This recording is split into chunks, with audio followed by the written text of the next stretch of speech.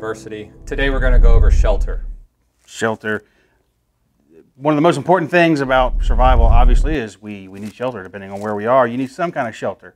And every day we get dressed, we walk out of our house in our first line of shelter, be our clothing. So depending on the environment you're in, the conditions, temperatures, that sort of thing, however you dress, that's your first layer. So dress accordingly. If you're in somewhere cold, even if you don't plan on being out in the cold, throw a jacket in the truck, or in the car or whatever. But that's your first layer. Dress accordingly. It can't be stressed enough. You go to the airport, you see people getting on planes in shorts and flip-flops. Blows my mind that people will actually go out like that. So dress accordingly. It's your first layer. Yeah, and depending too on what region that you live in, make sure that you always have clothing that'll match what weather could accidentally happen. Absolutely. The freak snowstorms that we have in the south. Well, the one in Atlanta a few years ago, all those people were stuck because they weren't dressed properly, didn't have the proper shoes in some cases, in a lot of cases, to try to walk out of their cars. So yeah, so if it's getting close to winter time, cold months where you live, you want to make sure you have a heavier jacket, thicker pants, lined gloves, pants, hat hats, if you need it, that kind of thing. And that's always going to be your first line of shelter. But when we move off body, the smallest thing that you can have shelter-wise in any of your kits is an emergency Mylar blanket. Yep. You can get these in, multiple brands, thousands of brands. Yeah, and everything size-wise too. They make some that pack down real small. They go in mini kits. I've shown mine before on here in my personal kit. So, and these things are great. They're a wind block. They're a vapor barrier. They can be tricky to put up as a shelter. You do got to be careful. They will tear. Very fragile. Very fragile. When you actually start to feel these things, they get very thin very quickly and can tear.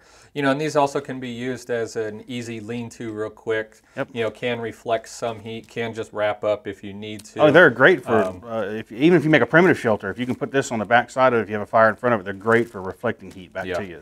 So that's the smallest, easiest, lightest, cheapest form of shelter that you can get pretty much in any kit that you could carry on you or in a bag. Yep. And then you can step up to one like this. This is called a casualty blanket. It's the same principle.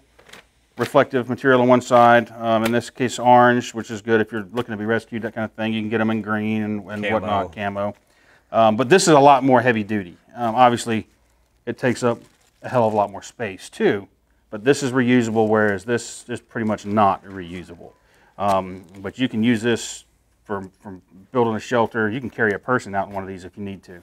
So this is a really, really good option. They're about, what, 20 bucks? Yeah, around there. About $20. It's a good option to add to a kit. And I would say a couple, features that you want to look at with a tarp is always make sure that it's one that has grommets that you can, get a 550 cord or any type of cordage through in order to hang it up easier. If for any reason your tarp or whatever you're using doesn't have grommets, you can always kind of make a little bundle. Stick a rock in there, an acorn, anything that you can find, and then tie a simple slip knot around it, and it'll hold pretty good. Which is what you got to do when you're using a Mylar blanket. Yeah. But with a tarp, you always want to make sure it has grommets because it makes setting the tarp up a whole lot easier for a shelter.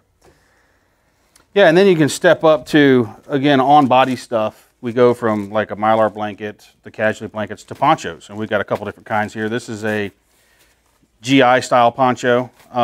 This particular one is made by Tim Glantz with Old Grouch Surplus up in Clyde, North Carolina. These are made in the USA. They're a little more heavy than the GI style. You can see it's not your typical ripstop nylon like you see on the GI ones, but these are a very good poncho. And so now you're carrying rain gear and you have a shelter. You can string this thing up real quick and it's a dual purpose item. Yeah. So, and then you can get crazy. Yeah, I have the Hazard 4 Poncho Villa that I've used quite a bit. It packs in, it has a front pocket on itself that it really just unfolds from, which makes it nice because it stays nice and closed up. If you're going to put it in a bag or a vehicle, anything like that, it's always in this nice pouch it's built into it. Yeah. You're never going to lose the pouch, and then you can just unfold it, throw it over. Really heavy as far as the material goes. Yeah, extremely heavy. It's stout. Completely pretty much waterproof, for the most part. It has built-in grommets just like the GI ponchos and stuff, so you can make a shelter out of this if need be as well. If you wanted to go off body and just build a quick, easy up to get out of the weather.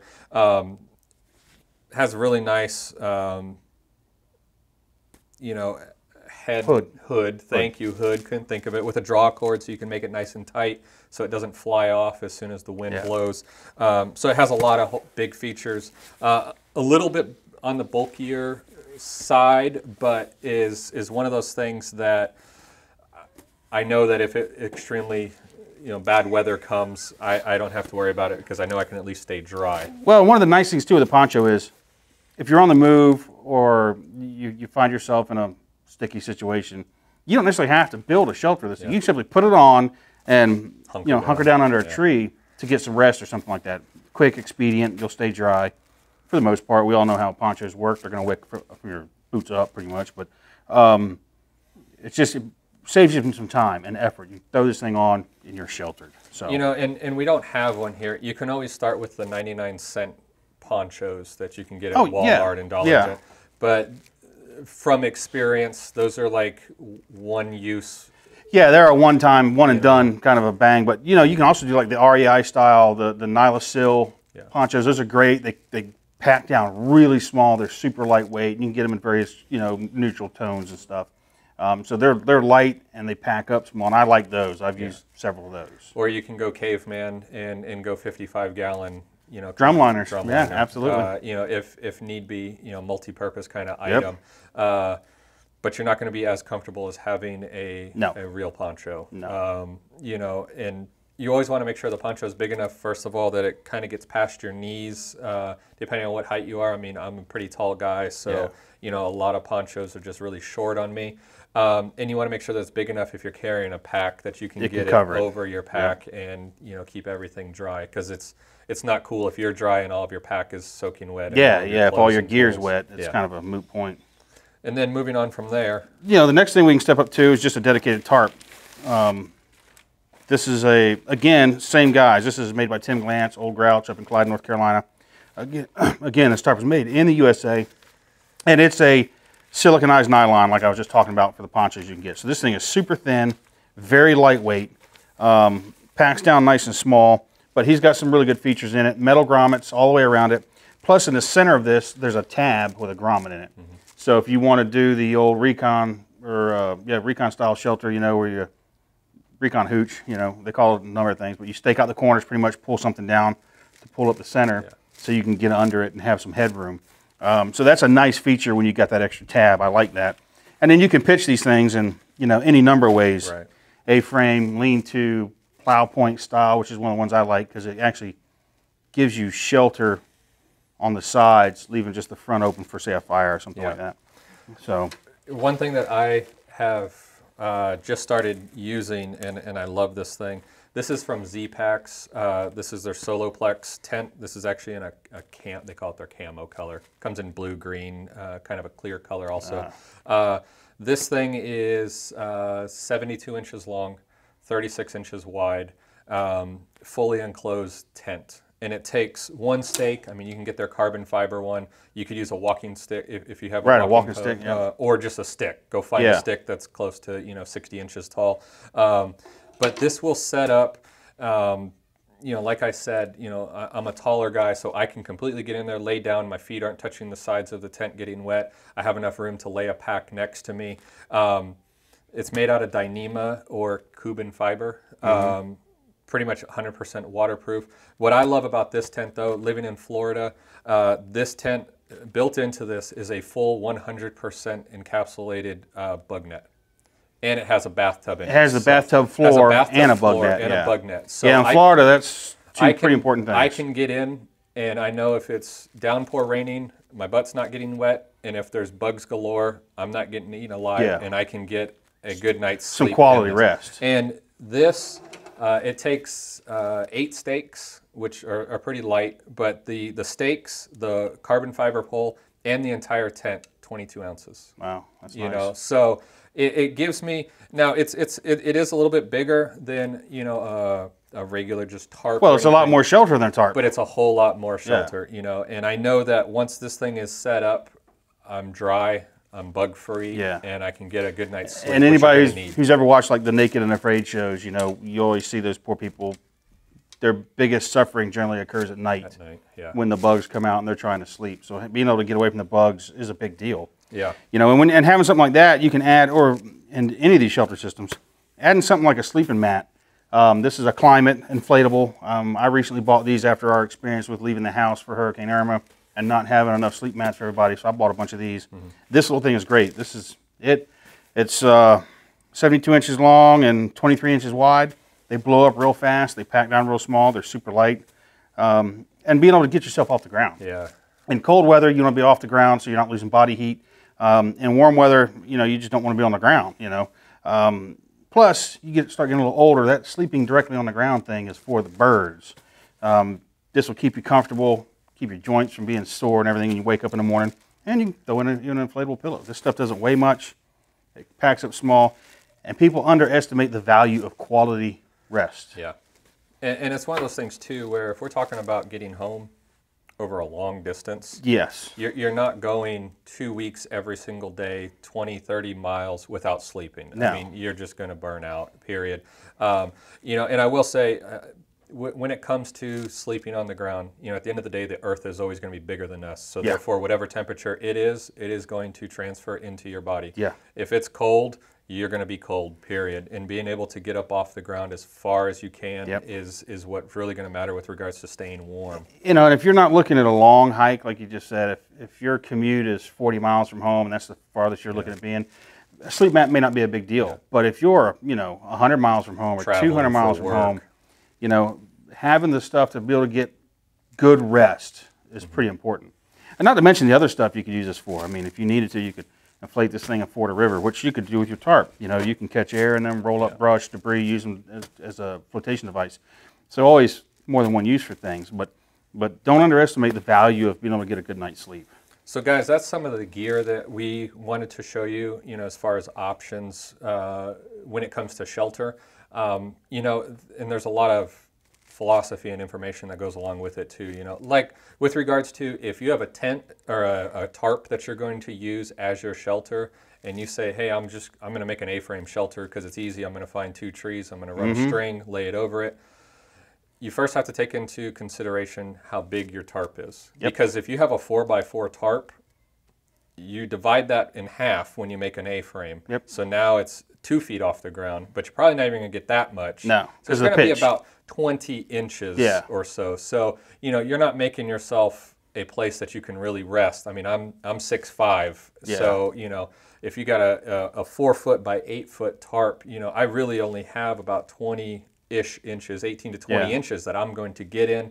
My shoulders are going to probably be touching the sides of it. If you even pitch it that low, Right. You know. So there's a lot of things that you have to take into consideration, you know, when using a tarp. That's why we always say get out, test your gear, you know, before.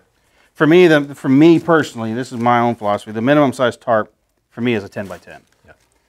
Because not only does it give me enough space that I can lay down under it, you know, and pretty much no matter what the weather is, depending on how I pitch it, you know, low to the ground, up off the ground, whatever, I'll be dry.